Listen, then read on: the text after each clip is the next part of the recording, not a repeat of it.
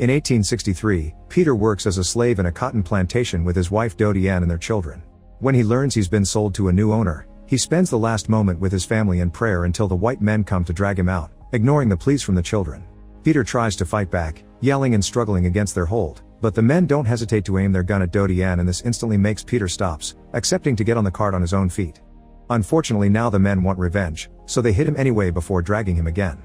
Peter and a bunch of other slaves are transported in a cage as if they were cattle, and through the bars, Peter promises his children one day he'll come back for them as they try to run after him in tears. After a long time spent on the road, they arrive at their new working location, which happens to be the construction of a railroad. The conditions here are 100 times worse than in the plantations. The heads of the slaves that dared to disobey decorate the entrance as a warning. They sleep in cages, and even while they're behaving and working hard, the white masters won't hesitate to hit them and insult them. To make matters worse, they quote the Bible to justify their actions. There are also lots of feral dogs around, who are sent after any slave that tries to run away. When a slave does misbehave, sometimes they're just whipped, but other times they're shot right there in the middle of the field, and other times the boss Fassel will brand them right on the face. Fassel keeps two men as his right hands, Harrington and Knowles, who was also bought as a slave but was chosen to become part of the guards because of his hunting skills. Peter tries his best to behave, but even when he tries to help his friend Gordon when he falls, he gets yelled at for daring to do anything that isn't working. One evening, after all the slaves are sent back to their cage, they have to watch how John is thrown inside while wiggling in pain because of his branded cheek. A slave named Thomas is trembling in fear, and Peter tries to comfort him by asking him to remember his loved ones and to think of this as just work. He also offers the word of God, who is always watching over them, but John scoffs at him because clearly there isn't a God that cares about them. Peter doesn't react to the taunt though. He keeps calm and promises John to pray for him.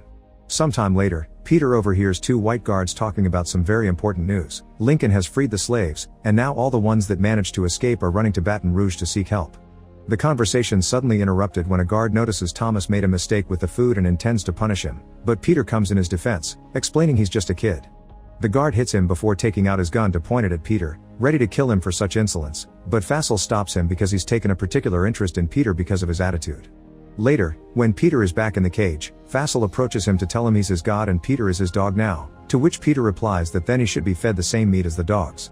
At that moment Fassel just laughs, but the next day, he puts Peter in chains and makes him kneel in front of him while his dog keeps barking and growling at Peter, only a few inches between them. Now the dog has committed Peter's scent to memory. Later over lunch, Peter tells the other slaves about Lincoln and Baton Rouge, which they could reach after 5 days of walking through the swamp. Some of the slaves are hesitant because surviving the swamps isn't easy, but when Peter reminds them they probably won't survive this place either, he gets the support of a few men. Now they only need to wait for the right time to escape. Sometime later, a slave dies in the middle of work, and the guards make Peter drag him to the pit where they throw all the bodies together. There are some white deserters that should be digging, but as soon as they see Peter, they say a black man should do this instead, thus Peter ends up grabbing a shovel to fill in the pit. Peter realizes this is the perfect chance for him to pull off the plan, so he waits patiently for the guards to be distracted by an explosion on the field and jumps on them to kill them with the shovel and steal a knife before running away.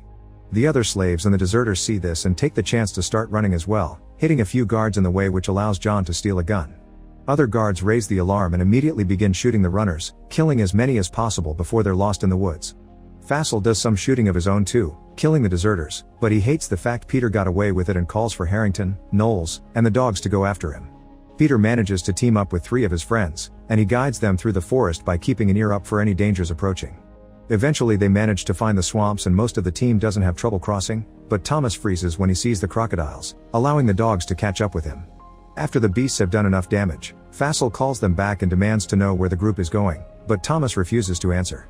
This prompts Fassel to offer a deal. If Thomas tells him where the others are going, he'll allow him to leave.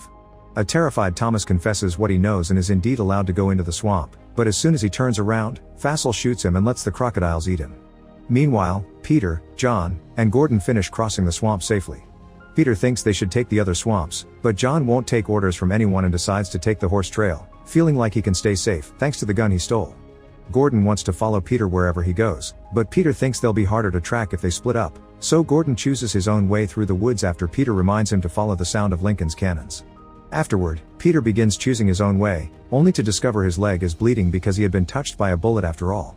He needs to do something about it soon or the dogs will smell the blood, but first he needs to run for a while to put some distance between him and Fassel.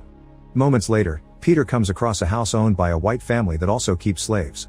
First Peter grabs a vine from a tree to tie above his wound as a tourniquet, Then he sneaks around by staying hidden behind a pile of logs.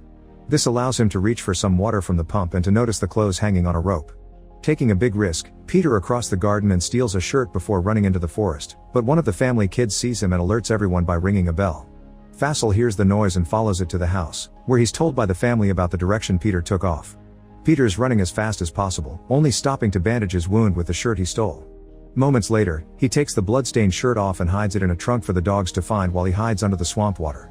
Fassel and his men fall for the trick and make their way down the road thinking Peter has crossed the swamp, but he actually comes out after the group is gone. Suddenly, a crocodile takes the chance to attack him, so Peter thinks fast and pushes it away with a thick branch before killing it with his knife.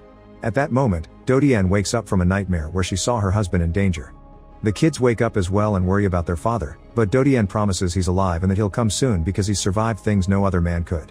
When night falls, Peter hides on top of a tree and uses his knife to remove the swamp leeches from his body, which means some blood drips on the plants surrounding him.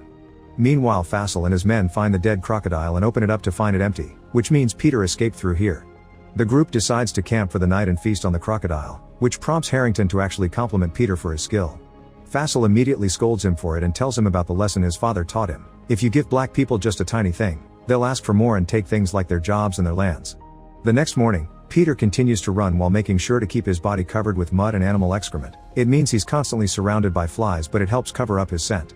When he has to cross another swamp, he thinks about his family and prays to his Lord to keep the fear of the beasts away, and when the sun suddenly shines on him, he takes it as a sign. While Fassel splits his group to cover more ground, Peter's lucky to find an abandoned treehouse with clean water and some leftover food. There are also some hot coals, so Peter uses them to heat up his knife in order to cauterize his leg wound. Afterward, he puts the coals on the empty bucket and takes them with him as he climbs a tree to throw the smoke at a beehive. This scares the bees away and allows Peter to take some honey. Fassel sees the smoke and begins riding toward it, but Peter's already on his way out.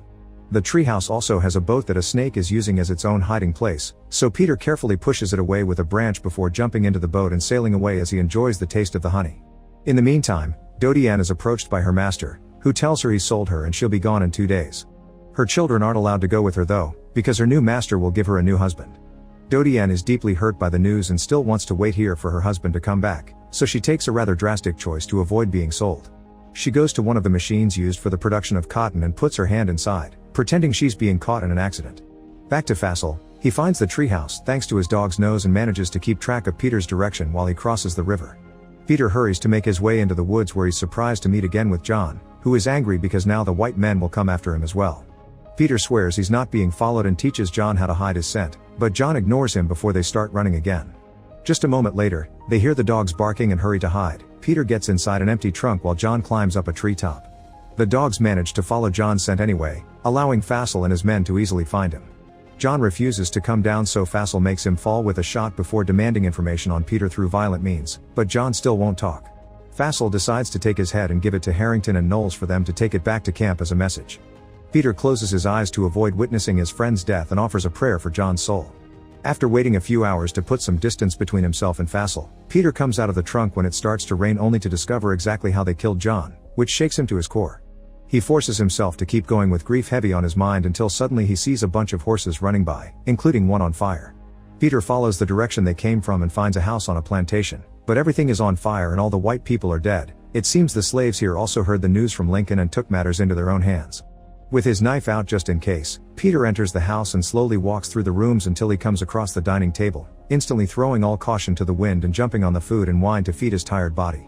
He doesn't stop until he hears a weird noise coming from upstairs, and he follows it until he finds a dying girl stuck under a harp that she keeps playing as a plea for help. Peter immediately rescues her and takes her outside, where he puts her down on a table before trying to fetch some water. The girl is scared though and makes him stay as she gives him her cross pendant, and Peter takes it, understanding what she needs, a prayer promising gods with her. He's so distracted that he doesn't hear Harrington approaching until it's too late, and Peter has to drop his knife and step away from the girl if he doesn't want to get shot. The girl dies as soon as Peter leaves her, and he's so furious that he dares to violently turn around and kill Harrington by using the cross as a stake. At that moment, Knowles also arrives, but Peter thinks fast and grabs Harrington's weapon to shoot him. Knowles tries to explain to Peter that someone capable of killing a crocodile may be accepted by Fassel in his ranks, but Peter calls him the worst kind and leaves him to die. Hearing Fassel approach because of the barking, Peter decides to run into the cotton fields for cover, and when the dog comes too close, he shoots it. Fassel eventually comes across the body, which makes him even more determined to catch Peter. The next morning, Peter arrives at a beach filled with the bodies of white men that died during the confrontations against Lincoln's army. Unfortunately, they don't have any provisions for him to take, but in the distance, Peter can see the ships and hear the cannons that indicate Lincoln's men are near. Excited at the thought of finally reaching freedom, Peter begins running again, but suddenly a horse appears by his side and he's pushed to the ground with a few hits. It's Fassel, who offers Peter some of the meat he had asked for back in the cage and asks him to beg. Since Peter won't obey, Fassel takes out his gun and reminds Peter he's his god, but before he can pull the trigger, someone else shoots him first. Peter tells the falling body that he's no god before turning to meet his saviors, who are Lincoln's native guard led by Lieutenant Q. Peter's body finally gives in to exhaustion and hunger, so the soldiers take him to the infirmary tent on their camp in Baton Rouge. Because his leg wound is infected, the nun nurse makes Peter wheeze, and for a few days Peter does nothing but dream about his family. Once Peter is feeling better, he sees one of the soldiers to get his new papers as a free man, although he has to make up some information he doesn't know, like his age. Unfortunately, he isn't allowed to leave and search for his family yet. The white soldiers are taking advantage of the fact the slaves are technically stolen contraband and give them two choices. They can work on the federal farms or join the army. Peter refuses to keep following orders, but when the soldier points out that joining the army can help him rescue his family and be free for good, Peter accepts to join. Afterward, Peter discovers the army has found Gordon too, and he's hurting but alive. Peter is glad to see him, but it pains him to tell him about John. Then Peter goes to see Q for his uniform, but first he's asked if he'd be interested in helping the cause by posing for something called a photograph. Peter is wary, but Q promises the white photographers are harmless and their intentions good. It turns out these men are taking pictures of the reality behind slavery to let the world know, and Peter agrees to show his bare back to the camera, exposing the scars of hundreds of whippings. Next, Peter's taken to see the general, who asks him about all the information he may have about the railroad the enemy's building. After Peter shares all the intel he has, the general stares at his picture and points out that those scars equal disobedience, which isn't a good quality to have in the army. Q tries to take Peter away, but Peter defends himself anyway, explaining that those scars mean he's been beaten up many times yet he never stopped fighting, which is also important for a soldier. At dawn, Q takes Peter and all his soldiers to the trenches, where he reminds them they're fighting for freedom with a heartfelt speech. Many soldiers fall to enemy fire while they're still marching, but the group doesn't let it stop them and joins the fight without hesitation. Soon there's fire surrounding them everywhere, and Peter is hit by an explosion, leaving him unconscious in a puddle for a few minutes.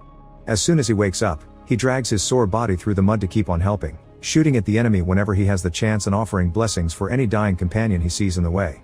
Q falls in battle, and eventually Peter finds a wounded Gordon as well. Seeing his friend in so much pain and fear inspires him to come out from his hiding spot to run toward enemy lines. His intentions to stop the cannons, and thanks to all the soldiers that see him as an inspiration and follow him, the native guard overpowers their enemies and obtains their victory. Now that war's over, the army visits every plantation to free the slaves.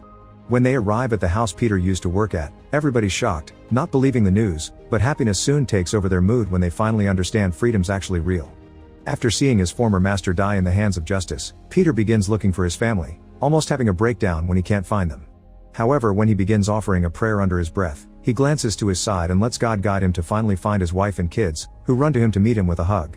The photograph of the real Peter became an iconic part of history and traveled the entire world many times over.